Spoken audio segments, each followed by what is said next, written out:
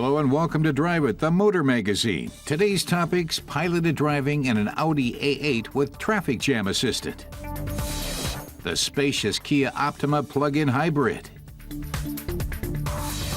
and the new Opel Grandland X.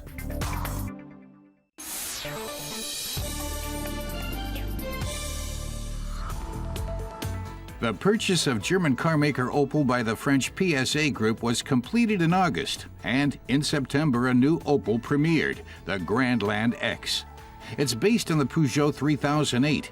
It's 4.5 meters long and Opel's biggest SUV to date.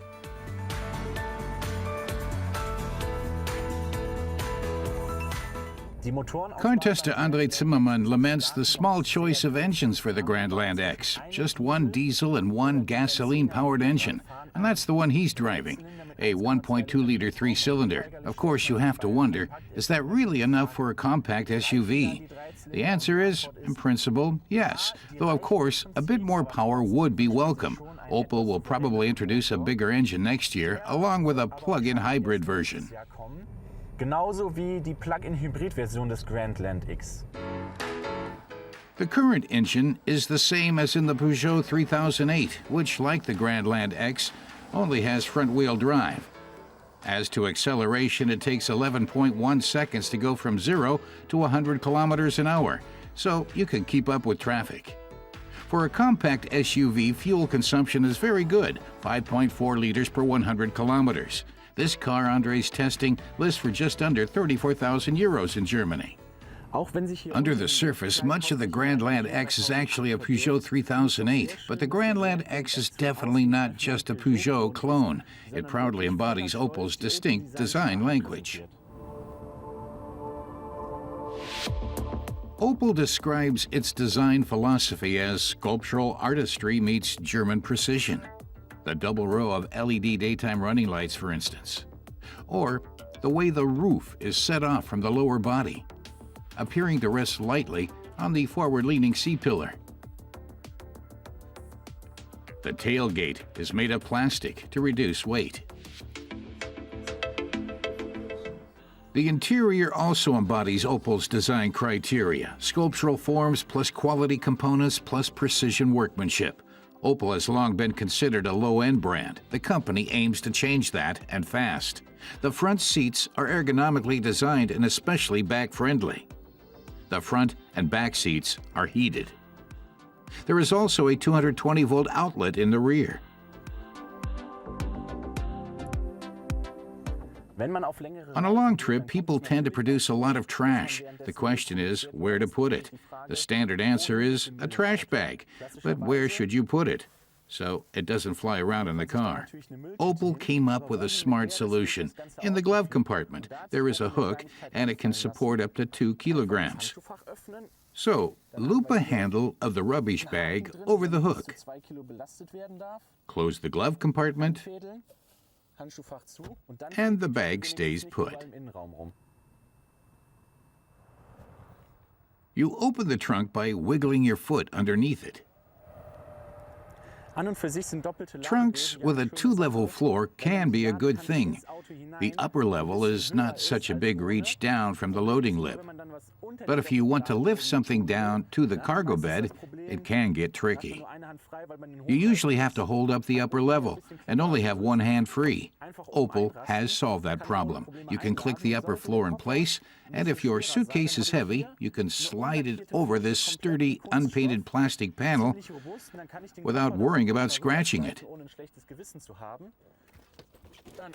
When you're done, you release the upper floor. It's pretty cool. Finde ich eigentlich ganz cool gelöst. Back on the road,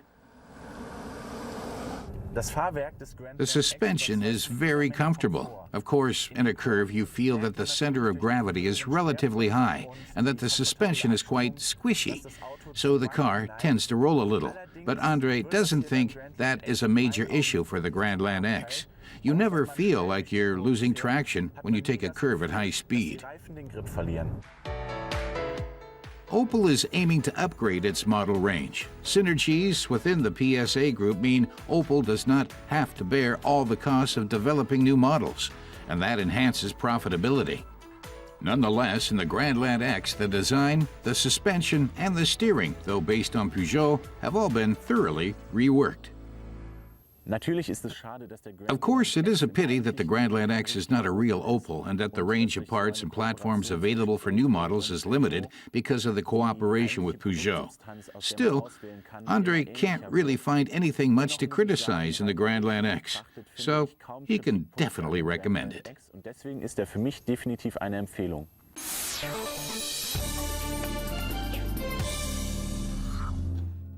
Jam-packed highways are a familiar sight in Germany.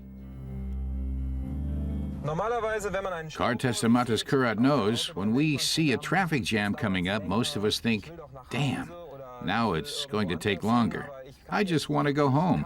I really can't use a traffic jam now. But this driver has actually sought this one out. Mattes is the passenger for once. The driver is Peter Bergmüller, head of Audi's piloted driving project. Mattes noticed that Peter actually seemed to be looking forward to the traffic jam. Peter points out a great function this A8 has that helps take some of the stress out of traffic jams. Peter explains that the traffic jam assist lets the driver leave the driving to the car, so the car, not the driver, takes over the driving. Mattes thinks that sounds practical and wonders how it works. Peter explains the car recognizes that it can handle the driving conditions. He presses this button on the center console to switch the system on. Mattes observes that now both passenger and driver can concentrate on other matters. Peter confirms this. For example, they could watch TV here on the center console. At present, these systems are not street legal in any country, but the developers are hoping that will change. Much as with an airplane's autopilot, their piloted systems come with double and triple safety systems. Peter explains that Audi developed sensors for the A8 based on three principles. One is a laser scanner that reveals what's happening all around, as well as the detailed contours of the cars nearby. Another is radar sensors that look ahead and to the sides. And there's a camera that also keeps watch on the area ahead. The traffic jam assistant functions through the interaction of all these sensors. Mattes wonders what happens if one of the sensors fails. Peter says if that happens, the system requests that the driver take over. Of great importance is that no matter what the failure, the system ensures that the car proceeds safely in its own lane until the driver takes over. In the worst case, it stops without causing a collision. Apparently, the worst that can happen is that the car itself might cause a traffic jam. But in heavy traffic, more is involved in driving than just accelerating and braking.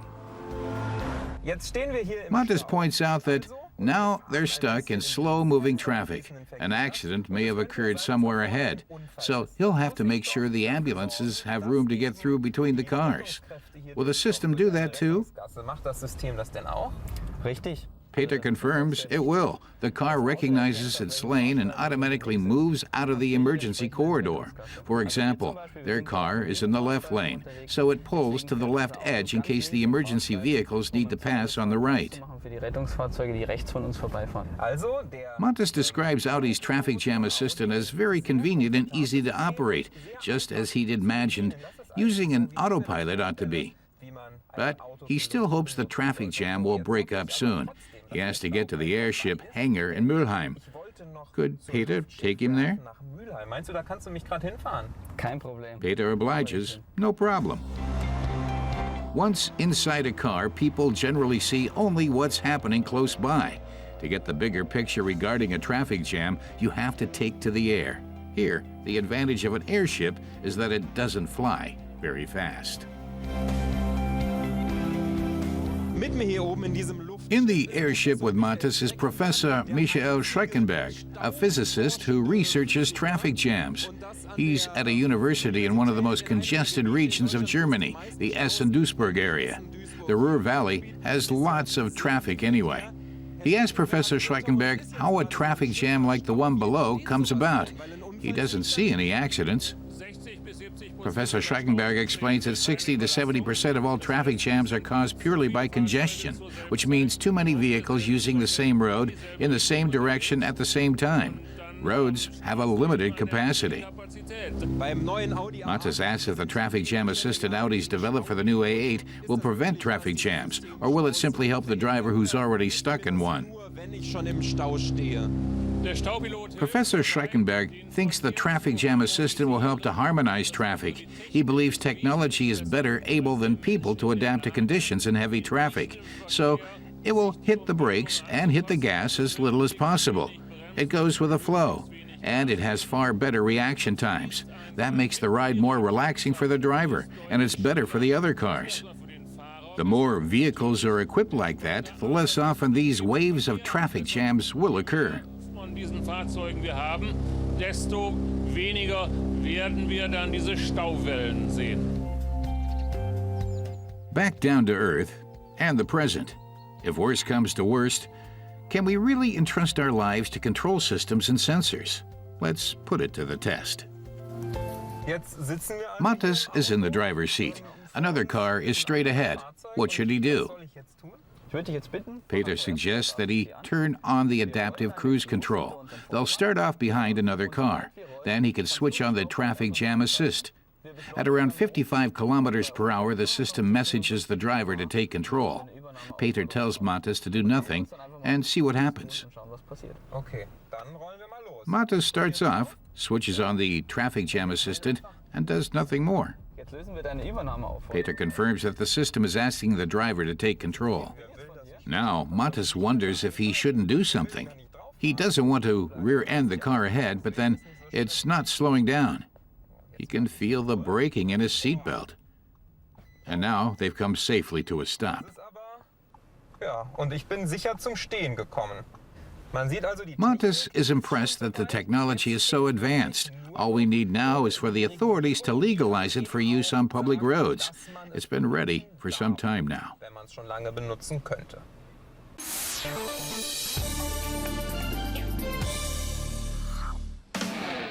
Mitsubishi's Pajero was designed to be a workhorse, a sport utility vehicle with utility writ large. It boasts a good 3.5 tons towing capacity. In Spanish, Pajero, or Pajero, has a rather off-color meaning, so in most of Latin America and Spain it's called the Montero. In the United Kingdom, it's known as the Shogun.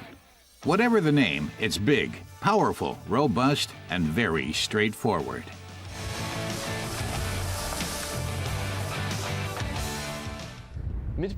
Car-Tester Ronnie Levstek sees that Mitsubishi is keeping its all-wheel drive classic up to date with cautious modifications. The car is well known as a decent off-roader and spacious seven-seater. Ronnie has a look at that third row of seats.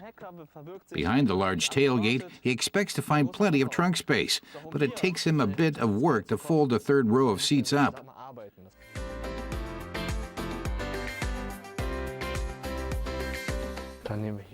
He anchors the seats and pulls the lever.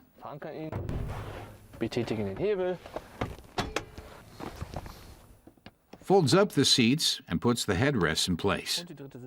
Now he's going to find out how it feels to sit back there. Ronnie folds a seat in the second row down to climb in back and get an idea of the space.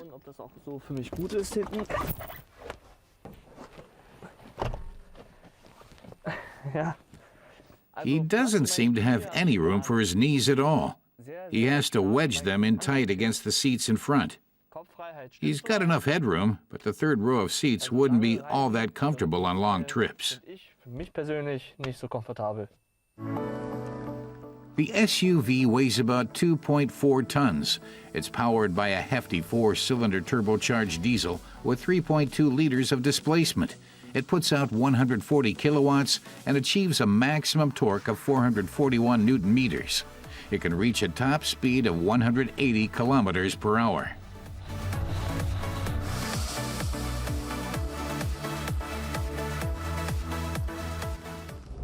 Ronnie notices the 5-speed automatic transmission shifts smoothly and even helps save fuel. The car maker rates average consumption at 9.3 liters per 100 kilometers, but our test drive averaged 1 or 2 liters more. Ronnie says Mitsubishi emphasizes how much it's been able to reduce vibration, but the throaty sound of the turbocharged diesel gets much louder inside every time he steps on the gas.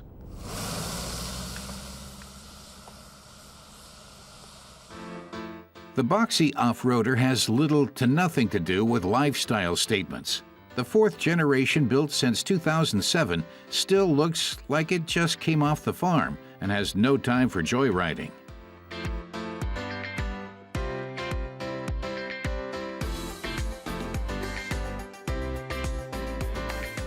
The interior features full-grain leather upholstery and wood trim on the steering wheel and center console with its 6.1-inch touchscreen. That, together with the Rockford sound system, gives the car a touch of 1990s charm. Even the multi-function display has something of a classic look.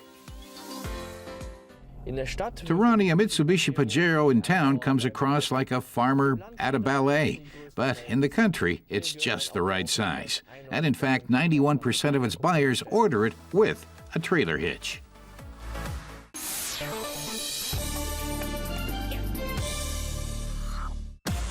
Volkswagen's Crafter was crafted entirely by VW. Unlike its predecessor, which was developed and built in close cooperation with Mercedes-Benz, the new Crafter is purely Volkswagen, and it's versatile.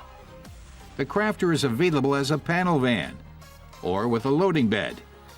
It comes in various heights and lengths, and with front, rear, or all-wheel drive. VW's Bernd Krause explains the advantage 4Motion gives the Crafter is, of course, mainly on ordinary roads. It's sturdier and safer, especially during the winter and fall when street conditions are compromised. But it also lets us do what we're doing now, driving off the paved roads. We have more stability and get ahead better.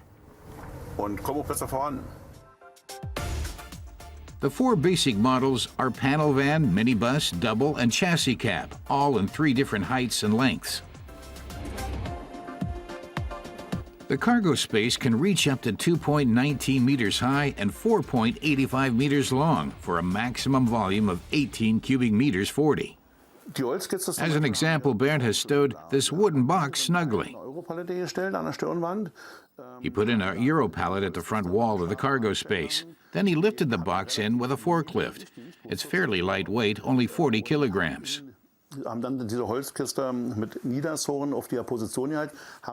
He lashed the box down and fastened it with a strap.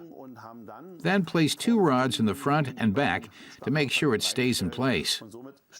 That makes emergency braking and swerving possible, and the load is secured so it won't get damaged.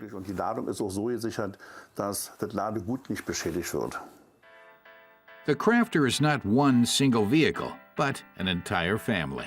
There are 69 versions available in total. VW designed the cockpit to be practical and pleasant. The steering wheel handles like a passenger's car. And VW has upgraded the Crafter's electronic and assistance systems.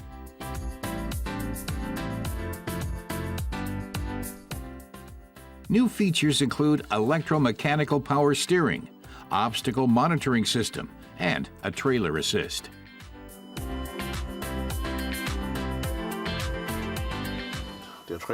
Trailer assist makes reversing a lot easier, even for drivers inexperienced with trailers, especially when reversing straight back.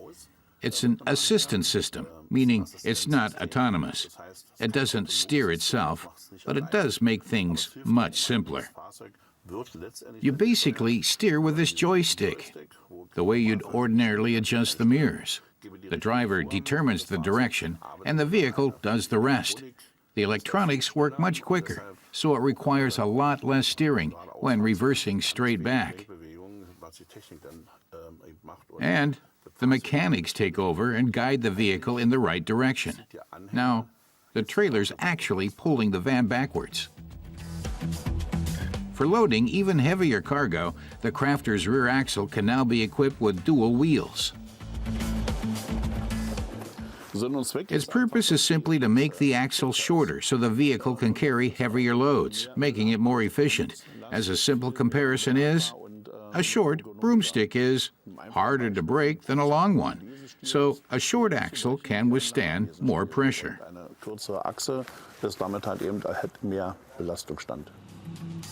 No matter how tough the working conditions are, the new Crafter is versatile enough for almost any operation.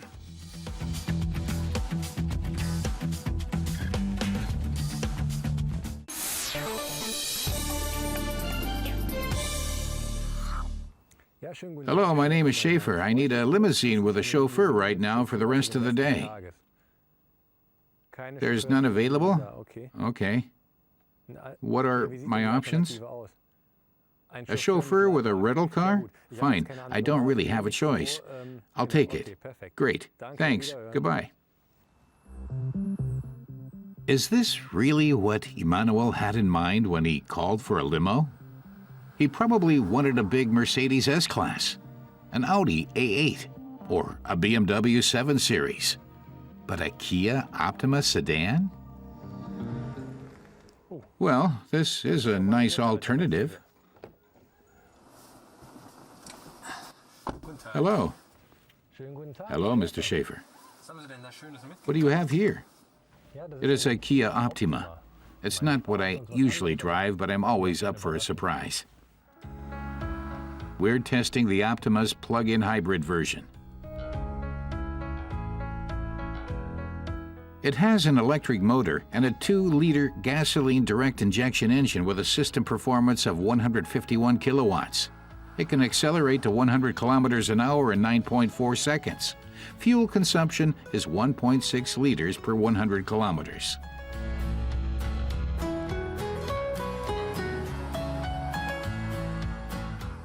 The Kia Optima's performance can't quite keep up with the other cars a chauffeur usually drives, but it doesn't have to. With less power, driving is generally more relaxed. You just slow down and feel you've rested when you reach your destination.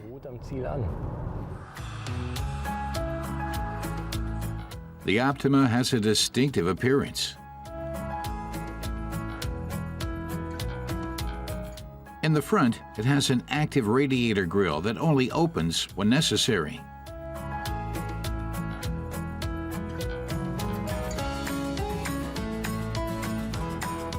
Newly designed front and back bumpers help reduce drag.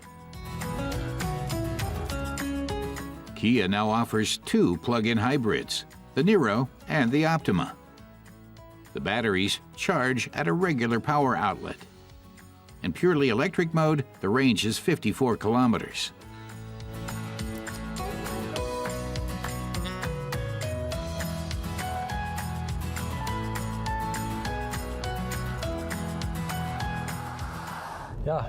Our chauffeur says this is a pleasant surprise. He usually drives grander cars, but the Kia Optima really makes a good impression.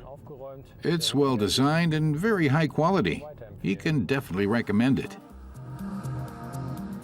The plug-in hybrid is available in 2 equipment levels. Even the basic version includes a cruise control system, dual-zone climate control, a heated steering wheel, front seat heating, and an electronically adjustable driver's seat with a memory function. Today, we're testing the top model with even more features and comfort.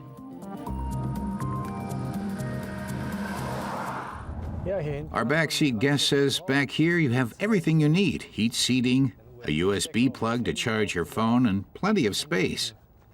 It's really remarkable. His legs could be twice as long. He could be 2 meters 10 and still have enough room. It's very nice. One thing that sets the Optima apart is how very spacious it is.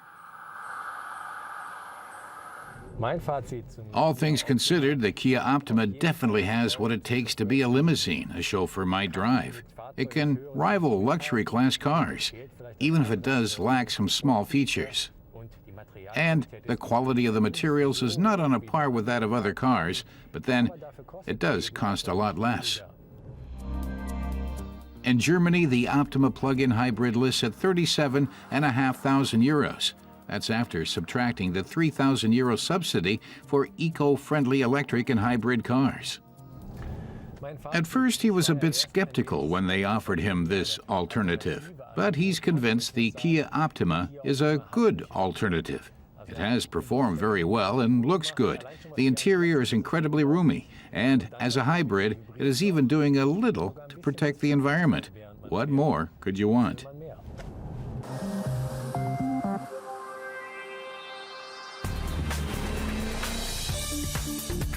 And next time on Drive It, we test Škoda's new compact SUV, the Karoq. And take Porsche's Panamera Turbo S e-Hybrid out for a spin.